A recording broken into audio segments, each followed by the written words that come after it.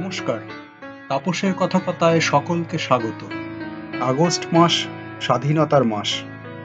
এই উপলক্ষে পাঠ করব অগ্নিযুগের বিপ্লবী উপেন্দ্রনাথ বন্দ্যোপাধ্যায়ের লেখা বই নির্বাসিতের আত্মকথা। ১৯০৮ সালের আলিপুর বোমার মামলার সূত্রে যুগান্তর দলের অনেকেরই আন্দামানের ভয়ঙ্কর সেলুলার জেলে কারাবাস হয়। উপেন্দ্রনাথ তাঁদেরই একজন। তাঁদের কারাবাসের আনুপূর্বিক কাহিনী ও ইতিহাস বিধৃত হয়েছে এই গ্রন্থে। রবীন্দ্রনাথ থেকে সৈয়দ মুজতবা আলী পর্যন্ত অনেকেই প্রশংসা করেছেন এই বইয়ের। ১২টি পরিচ্ছেদে সমাপ্ত হয়েছে এই বই। গত পর্বে শুনেছেন নির্বাসিতের আত্মকথার ৭ম পরিচ্ছেদ, আজ শুনবেন ৮ম পরিচ্ছেদ।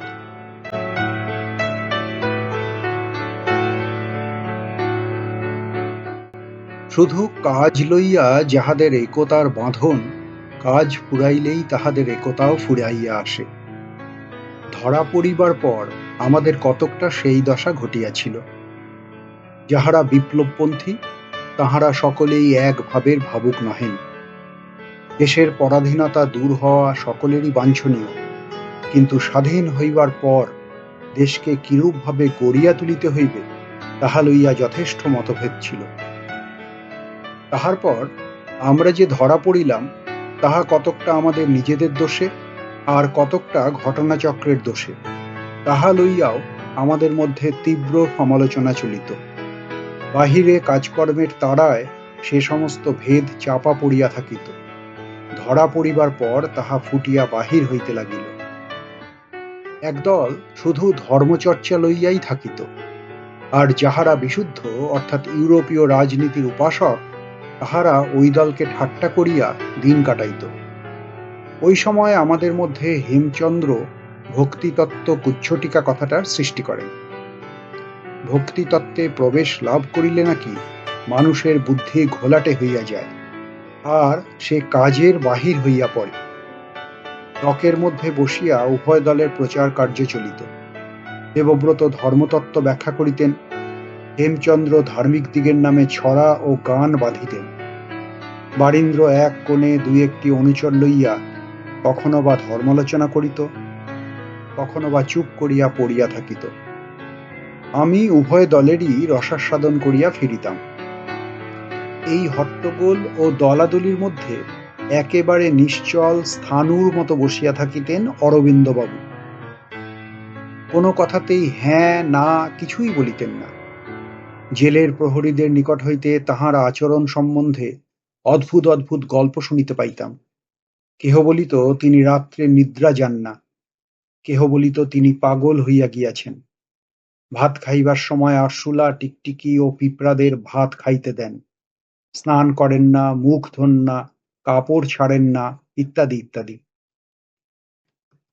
ব্যাপারটা জানিবার জন্য বড় কৌতূহল হইত, কিন্তু তাহাকে কোনো কথা জিজ্ঞাসা করিবার সাহস কুলাইত না। মাথায় মাখিবার জন্য আমরা কেহই তেল পাইতাম না, কিন্তু দেখিতাম যে অরবিন্দবাবুর চুল যেন তেলে চকচক করিতেছে। একদিন সাহসে ভর করিয়া জিজ্ঞাসা করিলাম, আপনি কি স্নান করিবার সময় মাথায় তেল দেন? অরবিন্দবাবুর উত্তর শুনিয়া চমকিয়া গেলাম। তিনি বলিলেন, আমি তো স্নান করি না। জিজ্ঞাসা করিলাম, আপনার চুল অত চকচক করে কি করিয়া? অরবিন্দবাবু বলিলেন, সাধনের সঙ্গে সঙ্গে আমার শরীরে কতকগুলো পরিবর্তন হইয়া যাইতেছে। আমার শরীর হইতে চুল বসা অর্থাৎ ফ্যাট টানিয়া লয়। দুই একজন সন্ন্যাসীর ওরূপ হইতে দেখিয়াছি, কিন্তু ব্যাপারটা ভালো করিয়া বুঝি নাই। তাহার পর ডকের মধ্যে একদিন বসিয়া থাকিতে থাকিতে লক্ষ্য করিলাম যে অরবিন্দবাবুর চক্ষু যেন কাচের চক্ষুর মতো স্থির হইয়া আছে, তাহাতে পলক বা চাঞ্চল্যের লেশ মাত্র নাই। কোথায় পড়িয়াছিলাম যে চিত্তের বৃত্তি একেবারে নিরুদ্ধ হইয়া গেলে চক্ষে ঐরূপ লক্ষণ প্রকাশ পায়। দুই একজনকে তাহা দেখাইলাম, কিন্তু কেহই অরবিন্দবাবুকে কোনো কথা জিজ্ঞাসা করিতে সাহস করিল না। শেষে শচীন আস্তে আস্তে তাহার কাছে গিয়া জিজ্ঞাসা করিল, আপনি সাধন করে কি পেলেন? অরবিন্দ সেই ছোট ছেলেটির কাঁধের উপর হাত রাখিয়া হাসিয়া বলিলেন, যা খুঁজছিলাম তা পেয়েছি। তখন আমাদের সাহস হইল, আমরা তাহার চারিদিক ঘিরিয়া বসিলাম। অন্তর্জগতের যে অপূর্ব কাহিনী শুনিলাম তাহা যে বড় বেশি বুঝিলাম তাহা নহে, তবে এই ধারণাটি হৃদয়ে বদ্ধমূল হইয়া গেল যে এই অদ্ভুত মানুষটির জীবনে একটা সম্পূর্ণ নূতন অধ্যায় আরম্ভ হইয়া গিয়াছে। জেলের মধ্যে বৈদান্তিক সাধনা শেষ করিয়া তিনি যে সমস্ত তান্ত্রিক সাধনা করিয়াছিলেন তাহারও কতক কতক বিবরণ শুনিলাম। জেলের বাহিরে বা ভিতরে তাহাকে তন্ত্রশাস্ত্র লইয়া কখনো আলোচনা করিতে দেখি নাই। সে সমস্ত গুহ্য সাধনের কথা তিনি কোথায় পাইলেন জিজ্ঞাসা করায় অরবিন্দবাবু বলিলেন যে একজন মহাপুরুষ সূক্ষ্ম শরীরে আসিয়া তাহাকে এই সমস্ত বিষয় শিক্ষা দিয়া যান। মোকদ্দমার ফলাফলের কথা জিজ্ঞাসা করায় তিনি বলিলেন, আমি ছাড়া পাব। ফলে তাহাই হইল। মোকদ্দমা আরম্ভ হইবার ১ বৎসর পরে যখন রায় বাহির হইল, তখন দেখা গেল সত্য সত্যই অরবিন্দবাবু মুক্তি পাইয়াছেন। উল্লাসকর ও বারীন্দ্রের ফাঁসির আর ১০ জনের যাবজ্জীবন দ্বীপান্তরের হুকুম হইল। বাকি অনেকের ৫, ৭, ১০ বৎসর করিয়া জেল বা দ্বীপান্তর বাসের আদেশ হইল। ফাঁসির হুকুম শুনিয়া উল্লাসকর হাসিতে হাসিতে জেলে ফিরিয়া আসিল, বলিল, দায় থেকে বাঁচা গেল। একজন ইউরোপীয় প্রহরী তাহা দেখিয়া তাহার এক বন্ধুকে ডাকিয়া বলিলেন, look look, the man is going to be hanged and he loves. দেখো দেখো, লোকটির ফাঁসি হইবে। তবু সে হাসিতেছে। তাহার বন্ধুটি আইরিশ। সে বলিল, yes, I know they all laugh at death. হ্যাঁ, আমি জানি মৃত্যু তাহাদের কাছে পরিহাসের জিনিস। ১৯০৯ মে মাসে রায় বাহির হইল। আমরা ১৫-১৬ জন মাত্র বাকি রহিলাম। বাকি সবাই হাসিতে হাসিতে বাহিরে চলিয়া গেল। আমরাও হাসিতে হাসিতে তাহাদের বিদায় দিলাম। কিন্তু সে হাসির তলায় তলায় একটা যেন বুক ফাটা কান্না জমাট হইয়া উঠিতেছিল। জীবনটা যেন হঠাৎ অবলম্বন শূন্য হইয়া পড়িল। পণ্ডিত ঋষিকেশ মূর্তিমান বেদান্তের মতো বলিয়া উঠিলেন, আরে কিছু নয়, এ একটা দুঃস্বপ্ন। হেমচন্দ্র বুকে সাহস বাঁধিয়া বলিলেন, কুছ পরোয়া নেই, এ ভি গুজর যায়েগা। কোনো ভয় নেই, এ দিনও কেটে যাবে। বারীন্দ্র ফাঁসির হুকুম শুনিয়া ঘাড় নাড়িয়া বলিল, সেজদা অর্থাৎ অরবিন্দ বলে দিয়েছে ফাঁসি আমার হবে না। আমিও সকলকার দেখা দেখি হাসিলাম। কিন্তু বীরের মন যে ধাতু দিয়া গঠিত হয়, আমার মন যে সে ধাতু দিয়া গঠিত নয়, তাহা এইবার বেশ ভালো করিয়াই দেখিতে পাইলাম। মনটা যেন নিতান্ত অসহায় বালকের মতো দিশেহারা হইয়া উঠিল। বাকি জীবনটা জেলখানাতেই কাটিয়া দিতে হইবে। উফ, এর চেয়ে যে ফাঁসি ছিল ভালো। এ কি সাজা ভগবান, এ কি সাজা! ভগবান বলিয়া যে একজন কেহ আছেন, এ বিশ্বাসটা কয়েক বৎসর ধরিয়া আমার বড় একটা ছিল না। ছেলেবেলা একবার বৈরাগ্যের ঝুলি কাঁধে লইয়া সাধু সাজিতে বাহির হইয়াছিলাম। তখন ভগবানের উপরে ভক্তি, বিশ্বাস ও নির্ভরের ভাব বেশ একটা ছিল।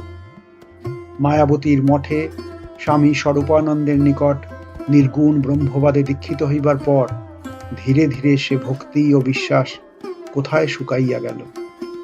স্বামীজি বিদ্রূপ ও যুক্তিতর্কের তীক্ষ্ণ বাণে বিদ্ধ করিয়া যেদিন আমার ভগবানটিকে নিহত করেন, সেদিনের কথা আমার এখনো বেশ মনে পড়ে। এই বিশাল মায়ার সমুদ্রের মাঝখানে একাকী ডুব সাঁতার কাটিতে কাটিতে একেবারে হিমাঙ্গ হইয়া ওপারে নির্বিকল্প সমাধিতে উঠিতে হইবে ভাবিয়া আমার রক্ত একেবারে শীতল হইয়া গিয়াছিল। নির্বিকল্প সমাধির মধ্যে ডুব দিয়া চুপ করিয়া পড়িয়া থাকার নামই মুক্তি। এ তত্ত্ব আমার মাথার মধ্যে বেশি দিন রহিল না। চরম তত্ত্ব বলিয়া একটা কিছু মানুষ আপনার জ্ঞানের মধ্যে পাইয়াছে কিনা সে বিষয়েও সন্দেহ উপস্থিত হইল। মনে হইতে লাগিল, নির্বিকল্প সমাধি হইতে আরম্ভ করিয়া জাগ্রত অবস্থা পর্যন্ত সব অবস্থাগুলাই অনন্তের এক একটা দিক মাত্র। এই দুই অবস্থার উপরে ও নিচে এরূপ অনন্ত অবস্থা পড়িয়া আছে। সেই অনন্তের মধ্যে এমন একটা কিছু সত্য আছে, যাহা মানুষের জীবনে কর্মরূপে আপনাকে অভিব্যক্ত করিতে চেষ্টা করিতেছে। সুতরাং জীবনকে ছাড়িয়া পলাইতে যাইব কেন? কর্ম সমাধির চেয়ে কিসে ছোট? কর্মকেই জীবনের শ্রেষ্ঠ উদ্দেশ্য করিয়া স্বদেশী আন্দোলনে যোগ দিয়াছিলাম। শ্রীযুক্ত লেলে আসিয়া যখন আমাদের মধ্যে ভক্তিমূলক সাধনা প্রবর্তিত করিতে চেষ্টা করেন, তখন মহাবিজ্ঞের ন্যায় তাঁহার ভক্তিবাদকে হাসিয়া উড়াইয়া দিয়াছিলাম। সবটাই যখন সেই অনন্তের মূর্তি, তখন ভগবানের যে রূপ জগতে মূর্ত, তাহা ছাড়িয়া অন্য রূপ ধ্যান করিবার সার্থকতা কি? লেলে তখন শুধু এই কথাটি বলিয়াছিলেন, যাহা বলিতেছ তাহা যদি বুঝিয়া থাকো, তাহা হইলে আর আমার বুঝাইবার কিছু নাই। কিন্তু অদ্বৈতের মধ্যে দ্বৈতেরও স্থান আছে, এ কথা ভুলিও না। আজ যখন বিধাতা জোর করিয়া কর্মক্ষেত্র হইতে অপসারণ করিয়া দিলেন, তখন নিজের মধ্যে কোনো অবলম্বনই খুঁজিয়া পাইলাম না। একটা অজ্ঞাতপূর্ব আশ্রয় পাইবার জন্য চঞ্চল হইয়া উঠিলাম। প্রাণটা কাতর হইয়া বলিতে লাগিল, রক্ষা করো, রক্ষা করো। বিপদে পড়িলে আর কিছু লাভ না হোক, মানুষ নিজেকে চিনিবার অবসর পায়। কঠোর নিষ্পেষণের মধ্য দিয়া ধীরে ধীরে তাহাই আরম্ভ হইল। সেশনস কোর্টের রায় বাহির হইবার পর হইতেই আমাদের পায়ে বেড়ি লাগাইয়া কুঠুরির মধ্যে ফেলিয়া রাখা হইল। সমস্ত দিন চুপ করিয়া বসিয়া থাকিবার সময় একবার মনে হইত যেন পাগল হইয়া গেলাম। মাথার ভিতর উন্মত্ত চিন্তার তরঙ্গ যেন মাথা ফাটাইয়া বাহির হইবার চেষ্টা করিতেছে। সমস্ত দিন কাহারও সহিত কথা কহিবার জো নাই। একদিন সন্ধ্যার সময় এইরূপ চুপ করিয়া বসিয়া আছি, এমন সময় পাশের কুঠুরিতে একটি ছেলে চিৎকার করিয়া গান গাহিয়া উঠিল। তাল মান লয়ের সহিত সে গানের বড় একটা সম্বন্ধ নাই, কিন্তু সে গান শুনিয়া খুব একচোট হো হো করিয়া হাসিয়া আর মাটিতে গড়াগড়ি দিয়া যে আমার প্রচণ্ড মাথাধরা ছাড়িয়া গিয়াছিল, তা বেশ মনে পড়ে। গান শুনিয়া চারিদিক হইতে ইউরোপীয় প্রহরীরা ছুটিয়া আসিল, এবং পরদিন সুপারিনটেনডেন্ট সাহেবের বিচারে বেচারার 4 দিন চাল গুঁড়া সিদ্ধ পেনাল ডায়েট খাইবার ব্যবস্থা হইল। আর একটি ছেলে একদিন দেয়াল হইতে চুন খসাইয়া দরজার গায়ে লিখিয়া রাখিল, লং লিভ কানাইলাল। তাহারও 4 দিন সাজা হইল। প্রহরীদের মধ্যে সকলেই আমাদের জব্দ করিবার চেষ্টায় ফিরিত, কিন্তু 2-1 জন বেশ ভালো মানুষও ছিল। আমাদের মধ্যে যাহারা সাজা খাইত, তাহাদের জন্য একজন ইউরোপীয় প্রহরীকে পকেটে করিয়া কলা লুকাইয়া আনিতে দেখিয়াছি। চুপি চুপি কলা খাওয়াইয়া বেচারা পকেটে পুরিয়া খোসাগুলি বাহিরে লইয়া যাইত। একজন লম্বা চওড়া হাইল্যান্ডার প্রহরী মাঝে মাঝে আমাদের জ্বালাতন করিয়া আপনার প্রহরী জন্ম সার্থক করিত। আমরা তাহার নাম দিয়াছিলাম রাফিয়ান ওয়ার্ডার। মাঝে মাঝে সে আমাদের বক্তৃতা দিয়া বুঝাইয়া দিত যে সে ও তাহার স্বজাতিরা ভারতবর্ষকে সভ্য করিবার জন্য এখানে আসিয়াছে। কিন্তু সকলের চেয়ে মিষ্টমুখ শয়তান ছিল চিফ ওয়ার্ডার স্বয়ং। সে আবার মাঝে মাঝে ধর্মের তত্ত্বকথাও আমাদের শুনাইত, এবং আশা দিত যে জীবনের বাকি কয়টা দিন সৎ হইয়া চলিলে স্বর্গে গিয়া আমরা ইংরাজের মতো ব্যবহারও পাইতে পারি। হায় রে ইংরেজের স্বর্গ! জেলখানার মধ্যে গালাগালি মারামারি সবই সহ্য হয়, কিন্তু ইহাদের মুখে ধর্মের বক্তৃতা সহ্য করা দায়। আমাদের মধ্যে হেমচন্দ্র চিত্রবিদ্যায় বেশ নিপুণ। তিনি দেওয়ালের শ্যাওলা চুন ইটের গুঁড়া খসিয়া নানারূপ রং প্রস্তুত করিয়া সুন্দর সুন্দর ছবি দেয়ালের গায়ে আঁকিয়া রাখিতেন। প্রহরীদের অত্যাচার হইতে বাঁচিবার জন্য মাঝে মাঝে কাগজের উপর নখ দিয়া নানারূপ ছবিও তাহাদিগকে আঁকিয়া দিতেন। যাহারা চিত্রবিদ্যায় নিপুণ নন, তাহারা মাঝে মাঝে দেয়ালের গায়ে কবিতা লিখিয়া মনের খেদ মিটাইতেন। একদিন এক কুঠুরির মধ্যে গিয়া দেখিলাম একজন অজ্ঞাতনামা কবি দেয়ালের গায়ে দুঃখ করিয়া লিখিয়াছেন, ছিঁড়িতে ছিঁড়িতে পাট শরীর হইল কাঠ, সোনার বরণ হইল কালি। প্রহরী যতেক বেটা, বুদ্ধিতে তো বোকা পাটা, দিন রাত দেয় গালাগালি। আমাদের সে সময় কাজ ছিল পাট ছেঁড়া। মাঝে মাঝে এক আধটি বেশ ভালো কবিতাও নজরে পড়িত। আমার মনের ফাঁদে কবিতা প্রায় ধরা পড়ে না, কিন্তু এই দুই ছত্র কিরূপে আটকাইয়া গিয়াছিল।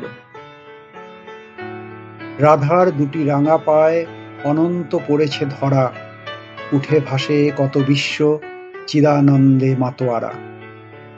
হায় রে মানুষের প্রাণ, জেলের কুঠুরির মধ্যে বন্ধ থাকিয়াও রাধার দুটি রাঙা পায়ে আছাড় খাইয়া পড়িতেছে।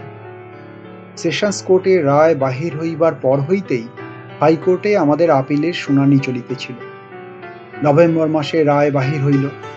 উল্লাসকর ও বারীন্দ্রের ফাঁসির হুকুম বন্ধ হইয়া যাবজ্জীবন দ্বীপান্তরবাসের হুকুম হইল। অনেকের কারাদণ্ড কমিয়া গেল। কেবল হেমচন্দ্রের ও আমার যাবজ্জীবন দ্বীপান্তরের দণ্ড পূর্ববতই রহিয়া গেল। পাছে দড়ি পাকাইয়া ফাঁসি খাই, সেই ভয়ে আমাদের পাট ছিঁড়িতে দেওয়া বন্ধ হইয়া গেল। অল্পদিনের মধ্যেই যাহারা দ্বীপান্তরের দণ্ডে দণ্ডিত, তাহারা ভিন্ন অপর সকলকে ভিন্ন ভিন্ন জেলে পাঠাইয়া দেওয়া হইল। আমরা আন্ডামানের জাহাজের প্রত্যাশায় বসিয়া রহিলাম।